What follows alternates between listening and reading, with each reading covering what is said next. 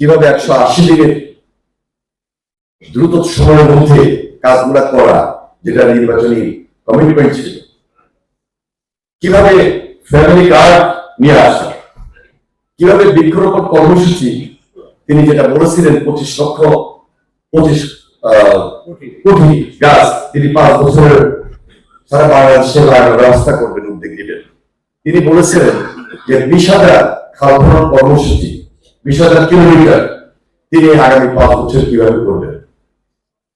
এই কথাগুলো উনি ইতিমধ্যে আমাদেরকে স্মরণ করিয়ে দিয়েছেন।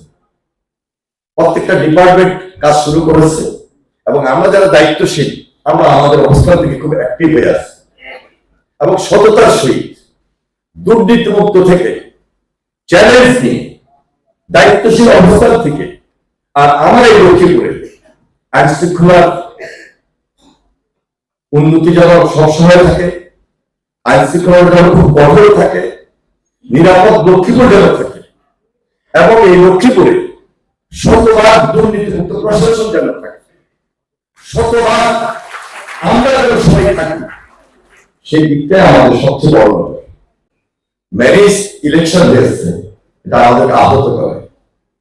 আমি মনে করি এই বক্তব্যটি না দিয়ে আশরাফুদ্দিন নিজাম যে বাসায় সরকারি দল বিরোধী দলের সহযোগিতার হাত বাড়িয়ে দেওয়ার কথা বলেছেন, সেটা একটা দৃষ্টান্ত হতে পারে।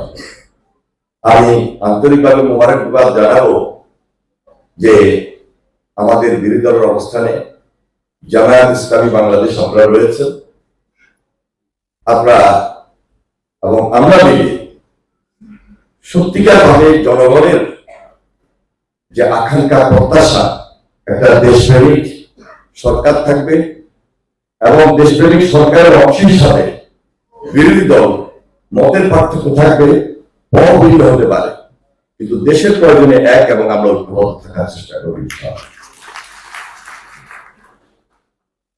আমি এখানে উপস্থিত অনেক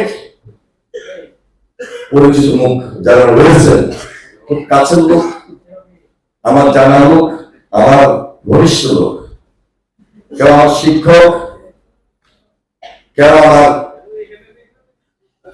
বন্ধু মানুষ, কেউ আমার বড় ভাই, কেউ আমার ছোট ভাই।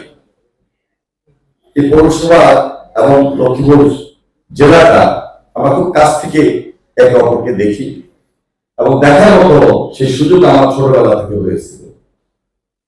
আমি এই পৌরসভার তৎকালীন এইচএস সমাজ একাডেমি